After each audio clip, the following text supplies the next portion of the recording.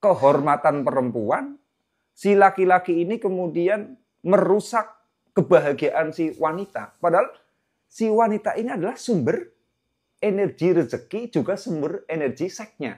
Itu loh. Kok sampai kemudian dirusak? Artinya KDRT, sering disakiti, tidak dihargai. Itu loh. Oleh si laki-laki tidak dibahagiakan perempuan. Yang nyungsep itu pasti laki-lakinya. Assalamualaikum Gus Manan. Iya, waalaikumsalam warahmatullahi wabarakatuh. Ya, Master Spiritual Prosperity. Gus, pikiran-pikiran Gus Banan tentang keberlimpahan itu kan menurutku unik gitu ya, berbeda dari yang lainnya gitu ya. Sebut aja misalnya tentang istri yang membawa keberlimpahan kepada suami. Gitu ya. Iya. Orang kan rata-rata, kalau bisa belanja itu harus ngirit gitu ya. Kasihan suami bekerja, membanting tulang, kerja keras. Tapi Gus Banan sebaliknya, ini kan melawan arus gitu ya. Ini mungkin perlu di brainstorming dulu Gus Banan, silakan. Iya. Terima kasih. Assalamualaikum warahmatullahi wabarakatuh. Waalaikumsalam. Iya, ini mengenai istri yang bawa hoki kayak gitu ya, yang hoki rezekinya tinggi. Tapi sebelumnya memang saya perlu meruntut dulu bagaimana ranah faktanya, ranah realitanya di alam semesta tentang hukum perempuan dan laki-laki. Sehingga nanti tahu apa sih tugas laki-laki, apa sih tugas perempuan, apa sih fungsi laki-laki, apa sih fungsi perempuan, ya gitu loh. Jadi perlu saya runut dulu. Jadi Allah, Tuhan yang Maha Kuasa itu menciptakan makhluk dengan sistem zaujain. Zaujain itu pasang-pasangan. Ya, pasang-pasangan. Pasang-pasangan ini bukan berarti jodoh-jodohan. Kayak gitu loh. Laki-laki dengan perempuan itu pasangan. Kayak gitu loh. Kemudian hitam dengan putih. Matahari dengan bulan. Ini sudah pasang-pasangan. Tapi bukan berarti jodoh-jodohan. Makanya banyak juga orang yang nggak ketemu jodoh kan sampai mati. Yeah. Tetap membujang dan sebagainya. Memang pasang-pasangan zaujain. Nah, ini filsafat tentang zaujain, pasang-pasangan, tidak hanya dalam Al-Quran, tapi dalam semua kebudayaan manusia itu ditemukan filsafat ini. Misalkan yin yang di Cina itu kan, kemudian linggayoni di Hindu itu kan. Terus kalau di Jawa itu saya pernah lihat ada keris itu ya. Keris kemudian pada pangkal kerisnya itu ada lukisan gambar laki-laki dan perempuan melakukan hubungan seks. Nah, ini pusaka apa ini? Kemudian orang tersebut jawab, ini pusaka tundung turuk. Ya, tundung turuk. Nah, pusaka tundung turuk ini sebenarnya sama dengan linggayoni itu. Di mana laki-laki bertemu, dua energi bertemu dengan keris mancing warongko. Keris mancing warongko kayak gitu. Nah, ini jadi semua filsafat pun mengutarakan hal yang sama tentang pasangan-pasangan ini. Nah sekarang begini ya, yang namanya langit ini berpasangan dengan bumi. Nah bumi ini, langit ini tugasnya adalah mencurahkan air hujan. Bumi dan langit melakukan perkawinan, saling menukarkan energi melalui hujan. Nah yang namanya hujan itu bebas kok mau ditaruh di mana, kita mau diturunkan di Indonesia bisa, di Arab Saudi bisa, di Eropa bisa, terserah langit mau menurunkan di mana. Kayak gitu kan. Makanya ini, laki-laki itu bisa mencurahkan spermanya hujan, ke sana ya bisa, ke sana bisa, ke sana bisa, kena bisa. Bisa 1, bisa 2, bisa 3, bisa 4. Terinspirasi apa enggak? Terinspirasi untuk 4 apa 2, kayak gitu kan. Maksudnya itu. Nah, ini bisa. Itu loh. Memang sistemnya makanya alam semesta membuka sistem poligami sebetulnya. Kayak gitu loh. Karena memang kita bisa mencurahkan sperma ke mana saja. Air hujan. Nah, tapi yang perlu diingat di sini, betul yang namanya laki-laki itu yang namanya langit mencurahkan air hujan ke bumi. Tapi sumber energinya yang diambil dari mana? Langit bisa mencurahkan air hujan itu energinya dari mana? Energi air hujannya dari bumi itu sendiri. Dari lautan kan, maksudnya air laut terus kemudian menguap setelah menguap kemudian menjadi mendung, menjadi awan, setelah menjadi awan kemudian turun hujan. Jadi sumber air hujan itu diambil dari bumi. Itu loh, energinya dari bumi. Nah, makanya yang namanya laki-laki itu ya, ini mencurahkan yang namanya nafkah kepada istri. Seperti hujan. Mencurahkan yang namanya sperma kepada istri. Tapi energi seksnya ini dari mana? Dari perempuan. Itu loh. Sekalipun dia mencurahkan air sperma, cepras, energi seksnya itu kemudian dari perempuan. Dia mencurahkan rezeki kepada istri, nafkah. Energi rezekinya dari mana? Dari perempuan. Sama seperti air hujan, sumber energinya ternyata dari bumi. Kayak gitu loh. Makanya sumber energi laki-laki itu mutlak dari perempuan, sumber energi seksualnya juga mutlak dari perempuan. Makanya maaf ya, perempuan itu tugasnya apa sih? Bersolek. Itu loh. Perempuan tugasnya itu berdandan, bersolek. Ya Allah, yang perempuan kan laki-laki ya baju ya kayak gini lah, kaos oblong sudah selesai lah ya. Perempuan itu, lihat tuh sebelah saya itu, yang saat ini nggak kesoting kan, itu loh, ada yang apa namanya kancing bajunya di depan, ada yang di belakang, ada yang di pantat, kayak gitu kan, ada yang di pusar, kayak gitu. Baju kok bersolek, tapi ya tetap luwes, kayak gitu. Nah, ketika seumpama dalam urusan-urusan pornografi, bintang seksnya siapa? Maria Ozawa, perempuan itu loh. Yang maaf ya, yang laki-laki mukanya tampak ya bodoh amat, enggak ya bodoh amat, tapi yang penting perempuan. Karena perempuan itu adalah sumber seks. Dia tugasnya adalah merangsang. Kenapa tugasnya merangsang? Karena sumber seksnya dari sana. Punya koleksinya, Gus. Punya koleksi.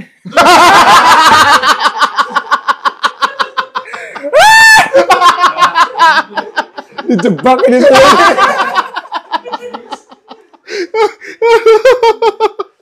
Oke. Perempuan bersolek lah. Kalau perempuan ini sudah tidak mampu untuk bersolek, daya soleknya itu sudah lemah. Ya maaf, daya seksualnya juga lemah. Dia itu bagi laki-laki itu tidak nyahwati kayak gitu loh. Tidak membangkitkan gairah. Makanya di mana-mana yang namanya bersolek, yang namanya memancing naluri seksual bukan tugas laki-laki, tapi memang betul-betul itu kerjaan perempuan. Nah, itu loh. Perempuan kok nggak bisa bersolek, mungkin dia kurang normal. Kayak gitu loh. Ya kurang normal ini. Itu. Nah, demikian pula dalam persoalan rezeki, dalam persoalan nafkah. Yeah. Betul, laki-laki yang mencurahkan nafkah kepada istri. Itu betul. Tapi apa? Energi nafkahnya itu diambil dari istri. Itu loh. Makanya istri itu berpengaruh sekali kepada kepada energi rezeki yang dimiliki oleh suami. Kayak gitu. Mas Hendra ganti istri, nanti rezekinya ganti. Beda ya? Biasanya begitu. Mas Angga ganti istri. Amit-amit ya, ganti istri. Nanti energi rezekinya ganti. Okay. Itu loh. Karena ada tipe-tipe tertentu di mana perempuan itu memang dia adalah sumber energi bagi si suaminya. Nah, sekarang persoalannya, kalau kemudian si laki-laki itu merusak kehormatan perempuan, si laki-laki ini kemudian merusak kebahagiaan si wanita. Padahal si wanita ini adalah sumber energi rezeki, juga sumber energi seksnya. Itu loh. Kok sampai kemudian dirusak? Artinya KDRT, sering disakiti, tidak dihargai. Itu loh. Oleh si laki-laki tidak dibahagiakan perempuan. Yang nyungsep itu pasti laki-lakinya. Rezekinya jadi seret. Itu loh. Dimanapun laki-laki yang kemudian dia itu dengan mudah menyakiti perempuan, rezekinya nyungsep. Kecuali nggak ketahuan ya, Gus? Ketahuan sama kok energinya juga lama-lama hancur kok. Oh gitu. Kayak gitu loh. Energinya itu, karmanya itu juga turun tetap kok. Tapi kenapa gitu. banyak orang yang pasangannya banyak gitu, tapi justru tambah kaya? Orang yang pasangannya banyak kemudian tambah kaya. Ini dikarenakan apa? Dikarenakan mampu mengelola, ya, baik si istri maupun kemudian si laki-laki itu mampu mengelola. Seperti saya jelaskan kemarin, ada rasa tidak bersalah. Ada rasa, kemudian biasanya kalau dalam agama itu kan mendapatkan doktrin keimanan. Itu loh.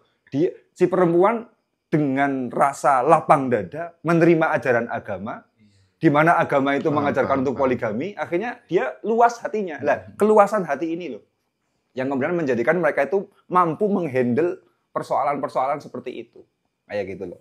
Itu persoalan seperti itu, ada teladan dari nabi dan lain sebagainya. Itu Kayak tips gitu. aman Ya. kalau mau melakukan Iya. dosa ya. Iya. Tapi Kalau terlihat di sini harus mendengar itu. Tapi yang jelas, amati saja kok. Laki-laki yang kemudian kok dalam urusan rumah tangga tidak mampu mengasihi perempuan, tidak mampu menghargai perempuan, suka nyakiti perempuan, ngasih nafkah juga kadang ngasih, kadang enggak. Iya. Kayak gitu loh. Itu dia pasti nungsep karirnya. Hancur karirnya itu. Bener. Kayak gitu. Saya mau mencontohkan, lagi nggak ada contoh di sini di otak. Tapi banyak kok. Lihat aja di sekeliling kita. Amati saja itu. Pasti nyungsep Yang itu. sering terjadi itu ketika kemudian dia mulai dari nol dengan istrinya, terus kemudian dia menikah lagi sampai istri yang pertamanya ditinggalkan, dan dalam kondisi sangat menderita itu rata-rata banyak yang nyungsep sih, kalau sepengetahuan saya. Energinya energi kualat. Iya. Itu loh. Berjuang dari nol bareng-bareng, sesudah sukses, kok kemudian dia nikah lagi. Ini energinya jadi, walaupun yang poligami itu halal, tapi energinya kualat jadinya. Disebabkan ini. Kecuali, makanya Nabi Muhammad itu, ketika beliau itu berjuang dari nol bersama Khadijah, Nabi Muhammad nggak mau poligami. Nggak mau, takut kualat soalnya. Karena apa? Bagaimanapun Khadijah itu sosok wanita yang kemudian sangat mendorong energi Muhammad untuk berkarir, untuk maju. Kayak gitu loh.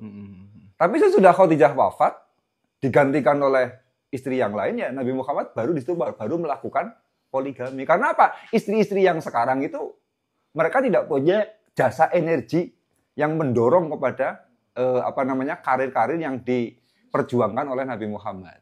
Kayak gitu loh. Karena itu energinya bisa kualat banget itu. Kayak gitu loh. Ini ketika seorang laki-laki itu menyia-nyiakan energi perempuan. Nah, sekarang kita balik. Nah, perempuan ini memang sumber energi kok. Sumber energi, baik energi rezeki maupun sumber energi seksual. Nah, di sini tugas perempuan ini adalah dia sebagai pasangan dari suaminya. Karena tangan kanan berpasangan dengan tangan kiri. Langit berpasangan dengan bumi. Laki-laki berpasangan dengan perempuan. Gitu loh. Nah, dua pasangan ini, yang satu kuat, yang satu lemah. Tangan kanan kuat, tangan kiri lemah. Tangan kanan gede, tangan kiri kecil. Dada perempuan bagian kanan itu gede, bagian kiri itu kecil. Masa Gitu sih, loh. guys? Gimana? Kebalik nggak, Gus? Enggak, buka aja. Itu loh, rata-rata. Pinggul juga kayak gitu kok. Sebelah kanan itu gede, sebelah kiri itu kecil. Kayak gitu. Semuanya satu kuat, satu lemah. Makanya mata kanan kita kuat untuk membidik. Mata kiri kita kemudian lemah.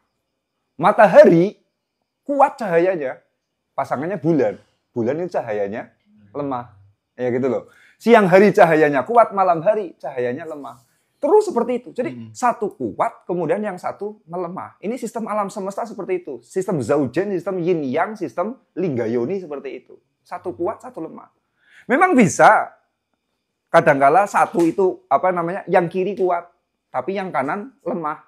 Jadi kalau satu menguat, pasti satu melemah. Yeah. Kalau yang kiri itu menguat, ini yang kanan melemah. Kemudian disebut dengan kidal. Oke. Gitu loh. Itu sah-sah saja kidal. Makanya amati, perempuan yang karirnya naik, melesat tinggi, melampaui suami, suaminya nggak bisa berkembang karirnya. Bener banyak Iya. di mana-mana kayak gitu. Coba ada yang kenal wajah suaminya Khofifah Indar Parawansa? Gak ada. Nggak ada. Ada yang kemudian mengenal suaminya Puan Maharani? Nggak ada. Nggak ada. Ada yang kenal ada, Gus. suaminya? Ya ada tapi kan Tapi dikit kalah banget. menonjol gitu ya. Susi Pujiastuti. Iya. Oh iya. Ini bener. kidal, itu hukum kidal. Satu menguat, otomatis yang satu harus melemah. Makanya jangan bangga laki-laki kok, aduh istriku sekarang kerja di Arab Saudi, kayak gitu ya. Istriku sekarang karirnya naik. Jangan bangga itu loh. Justru mematikan rezeki suami. Ini kalau mau jantan-jantanan. Soalnya yang namanya kidal itu bukan jajan. sekali lagi kidal itu bukan cacat, hanya beda fungsi kayak gitu saja loh. Bukan cacat, bukan. Jadi nggak ada salahnya perempuan bangun karir itu nggak ada salahnya. Cuman resikonya biasanya kalau si perempuan itu duitnya lebih gede, karirnya lebih tinggi, ya tinggal si suami melemah. Dia nyari rezeki susah nggak ketulungan. Mau membangun karir susah nggak ketulungan karena terjadi hukum kidal. Itu bisa dilihat itu. Ya sekarang Ratu Elizabeth ya pangeran siapa itu Philip ya. Pangeran Philip ya dia nggak punya peran apa-apa kan kayak gitu. Ini memang sudah menjadi ketentuan alam. Kalau satu menguat, satu itu melemah itu loh. Jadi hati-hati laki-laki kalau mau melepas istri kerja di Hong Kong, kerja di Arab Saudi, bangun karir itu. Kalau sampai melampaui kekuatan si suami, itulah. Sekarang satu kuat, satu lemah. Nah, bagian yang kiri ini bagian yang lemah. Kayak gitu kan, bagian yang lemah. Ini tugasnya pertama, tugas yang pertama adalah membantu tangan kanan untuk kerja.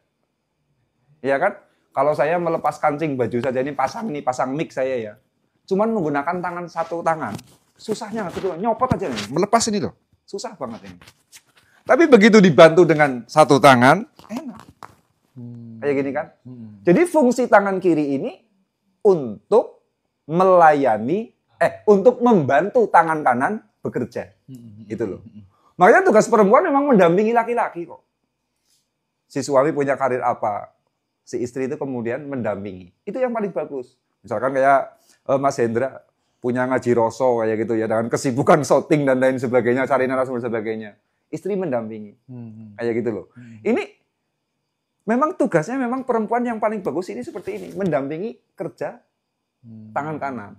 Tapi kalau sampai kemudian tangan kirinya terlalu banyak kerja, kemudian powernya itu kuat sekali, ini tangan lemah, tangan kanan yang akhirnya melemah. Rezeki laki-laki yang kemudian mati.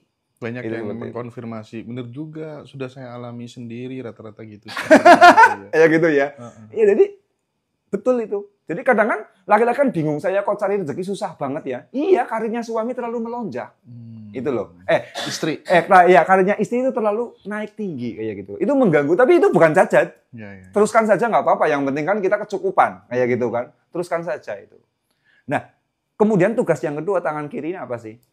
Tangan kanan kan kerja kan ya. Tangan kiri tugasnya apa sih? Cebok. Cebok itu apa sih? Bersih-bersih. Nah, kalau uang, bagaimana cara membersihkan?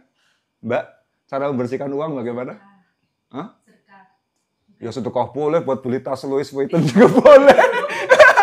Shopping. Ayo gitu loh, ya. Shopping, ya. Shopping belanja. Makanya sifat perempuan itu belanja. Itu loh.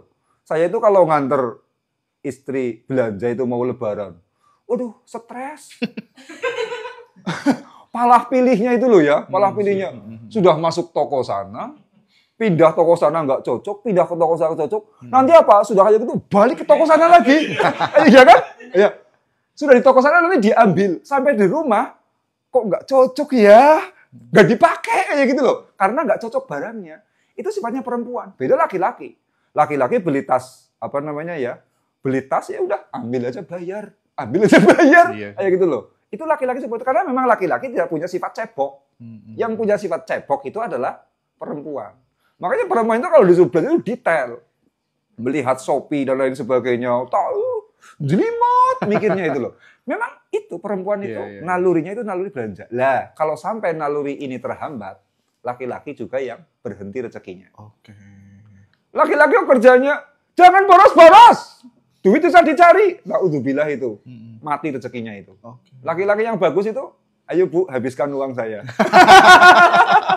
Yang pinter cebok Bu. Kayak gitu loh. Yang pinter cebok Bu. Itu. Jadi energi belanja istri ini adalah energi pembersih tubuh kita. Itu loh. Perlu dibersihkan. Kotoran-kotoran yang ada di pantat itu perlu dibersihkan. Ini tugasnya istri loh, cebok loh, tangan kiri. Makanya kalau laki-laki kok menghambat perkembangan atau laki-laki itu menghambat pertumbuhan hobinya si istri untuk belanja. Dia menghambat kayak gitu. Ini loh, dia nanti yang akan kesusahan rezekinya sendiri. Gitu. Ini laki-laki seperti itu. Tapi ya perlu bukan berarti harus boros menghabis-habiskan uang suami, jangan salah tangkap loh. Biasanya ya netizen kan kayak gitu. Gampang banget salah tangkap. Bukan berarti kemudian boros-borosan, enggak, soalnya ya kalau kita mencret, bolak-balik cebok juga. Bahasa sini, bahasa Soma gede itu lecet kayak gitu loh. Ya. Ininya pantatnya juga luka kan, karena bolak-balik itu loh. Jadi kalau terlalu boros juga mencelakai si suami, si istri. Makanya sepandai-pandainya istri itu adalah istri yang mampu membelanjakan harta suami. Sebaik-baiknya suami adalah suami yang tidak menghambat terhadap naluri belanja istri. Itu loh. Jadi tugas istri itu memang mengelola keuangan kok, membelanjakan sana. Oh, ini ada berambang habis. Ini ada cabai habis. Itu memang sebaik-baik istri seperti itu. Semakin dia itu mampu mengelola, dia itu akan semakin baik. Nah, laki-laki kalau sampai menghambat, oh, uang bisa dicari malah boros kayak gini. Itu kan dulu pernah viral di TikTok apa ya? Ada istri belanja di Alfamart habis 1,5 juta dimarahin. Uang bisa dicari, bantingin itunya. Lah, itu laki-laki seperti itu model lelaki miskin, jangan dinikahi gitu loh, Mbak. Okay. Ya, laki-laki kayak itu jangan dinikahi itu. Nah, yang menjadi persoalan adalah yang paling mencelakai rezeki suami. Tangan kiri tugasnya cebok, dia nggak bisa cebok. Terlalu irit. Nah. Gitu loh. Perempuan kok terlalu irit mengelola keuangan keluarga. Mau gue bikin gorengan aja, minyaknya dikit aja. Kayak gitu loh. Mau bikin mau makan sarimi aja, super mie aja, aduh dihemat. Nah, perempuan yang model terlalu irit seperti itu, ini mematikan rezeki suami. Waduh, karena apa?